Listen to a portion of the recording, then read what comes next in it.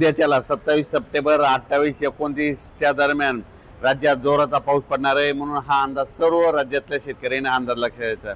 सांगायचं झालं तर हा पाऊस आजच 26 तारखेला म्हणजे 26 सप्टेंबरला विदर्भाकडे सुरू होणार आहे.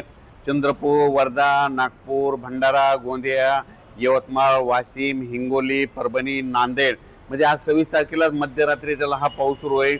पण त्याच्यानंतर 27 तारखेला हा पाऊस काय होणार आहे, पुढे सरकणार आहे. म्हणजे विदर्भातून काय होणार आहे, तो नांदेड जिल्हा, परभणी जिल्हा, लातूर जिल्हा, हिंगोली जिल्हा, बीड जिल्हा, जालना जिल्हा, संभाजीनगर, अहिल्यानगर आणि इकडे बुलढाणा, अकोला तिथपर्यंत उद्याच्याला लगेच 27 तारखेला ते जाणार आहे.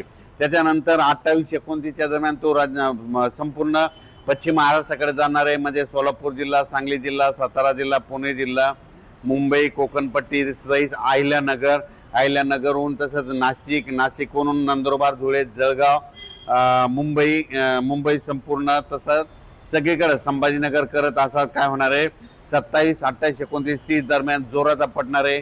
कुठं रिमझिम पडणार आहे, कुठं अतिवृष्टी होणार आहे, कुठं मुसळधार पडणार आहे म्हणून हा अंदाज लक्षात घ्यायचा. पण राज्यातल्या सर्व शेतकऱ्याला सांगू इच्छितो की आज दुपारपर्यंत ज्यांचं काही सोयाबीन काढलेलं असेल तुम्ही झाकून ठेवा. कारण की राज्यामध्ये आज उद्यापासून म्हणजे 27 सप्टेंबरपासून ते 2 ऑक्टोबरपर्यंत जोराचा पाऊस पडणार आहे म्हणून हा अंदाज लक्षात घ्यायचा. परत महाराष्ट्रातल्या शेतकऱ्याला एक आनंदाची बातमी, राज्यामध्ये पाऊस करण्याचा जोर म्हणजे ऑक्टोबरच्या दुसऱ्या आठवड्यापासून पावसाचा जोर ओसरणार आहे. पाऊस निघून जाण्याच्या तयारीत राहणार आहे.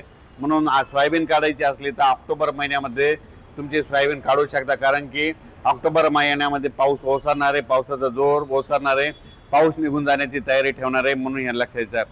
2 तारखेला एकदा जाळीधुई आल्याच्या नंतर सगळ्यांनी समजून घ्या की लगेच 12 दिवसाला पाऊस महाराष्ट्रातून निघून जातो म्हणून हा अंदाज लक्षात घ्यायचा. सांगायचं झालं तर मग हा राज्यामध्ये आता अतिमुसळधार कुठं पाऊस पडणार आहे. माझी सर्व शेतकऱ्याला विनंती की तुम्ही काय करायचं की आता जे 27 ते 30 2 ऑक्टोबरपर्यंत जे पाऊस पडेल ते सोलापूर जिल्हा, लातूर जिल्हा, नांदेड जिल्हा, परभणी जिल्हा, जालना जिल्हा, संभाजीनगर, बीड जिल्हा, धाराशिव जिल्हा, सोलापूर जिल्हा, सांगली, सातारा, त्याच्यानंतर पुण्याच्या नंतर अहिल्यानगरहून मुंबई, नंदुरबार, धुळे तसंच कोकणपट्टी पूर्ण जोराचा पडणार आहे. कुठं अतिवृष्टी होईल, कुठं रिमझिम पडेल, कुठं मुसळधार होईल, कुठं काही ठिकाणी पेंडवालता पडेल, पण पाऊस पडणार आहे. त्याच्यानंतर अद्यापही आतापर्यंत महाराष्ट्रात ज्या ठिकाणी देखील पाऊस पडलेलाच नाही त्या ठिकाणी देखील हे पाऊस शेवटचा असेल म्हणून हा अंदाज सर्व राज्यातल्या शेतकऱ्यांनी लक्षात घ्यायचा. आणि तुम्हाला एक सांगू इच्छितो, मी एक कामासाठी आम्ही केरळ या ठिकाणी अभ्यास करण्यासाठी आलो होतो. तर केरळ राज्यामध्ये कोची शहर आहे आणि कोची शहरामध्ये आमचे नेव्हीमध्ये मित्र येतं भोपळे. तर यांच्याकडे आल्याच्या नंतर आम्ही या ठिकाणाहून म्हटलं आपल्या महाराष्ट्रातल्या शेतकऱ्याला कोचीहून एक अंदाज देऊ म्हणून या ठिकाणी अंदाज देत आहेत. राज्यातल्या शेतकऱ्याला परत एक आनंदाची बातमी, ऑक्टोबरमध्ये सर्व शेतकऱ्याची सोयाबीन काढायला आले. तुम्ही काय करा, 2 ऑक्टोबर नंतर पावसाचा जोर होता मग तुम्ही काय करा, तुम्ही तुमची सोयाबीन काढा, दुपारपर्यंत काढायची, चांगलं ऊन भेटलं की लगेच उचलायची, ढिगल मारून ठेवायचा. पण हे गेल्याच्या नंतर तुम्हाला सांगतो ऑक्टोबर महिन्यात देखील काय असतं म्हणजे स्थानिक वातावरण तयार होऊन अर्ध्या घंट्याचा 1 तासाचा पाऊस पडत असतो. म्हणून हा राज्यातल्या सर्व शेतकऱ्यांनी अंदाज लक्षात द्यायचा. ऑक्टोबरमध्ये पावसाचा जोर ओसरणार आहे म्हणून शेतकऱ्यांनी सोयाबीन काढण्याची तयारी देखील ठिकाणी म्हणून हे लक्षात घ्यायचं.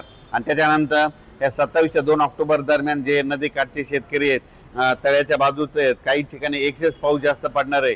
मग जास्त पाऊस पडल्यामुळे नदीला पूर येणार, पूर आल्याच्या नंतर तळ्यामध्ये पाणी जाणार, तळ्याचं पाणी सोडावं लागणार. त्याच्यामुळे आपण आपल्या पाळीव प्राण्यांची स्वतःची काळजी घ्या. या पावसामध्ये विजेचं प्रमाण एक जास्त असणार आहे, वाऱ्याचं देखील प्रमाण जास्त असणार आहे म्हणून हा अंदाज लक्षात घ्यायचा. आणि थेंबामध्ये देखील मोठ्या थेंबाचं प्रमाण असणार आहे म्हणजे कमी वेळेत जास्त पाऊस पडणार आहे म्हणून हा अंदाज लक्षात घ्यायचा. अचानक वातावरणात बदल झाला लगेच एक उद्याच्याला मेसेज दिला जाईल. धन्यवाद. मान लीजिए आपकी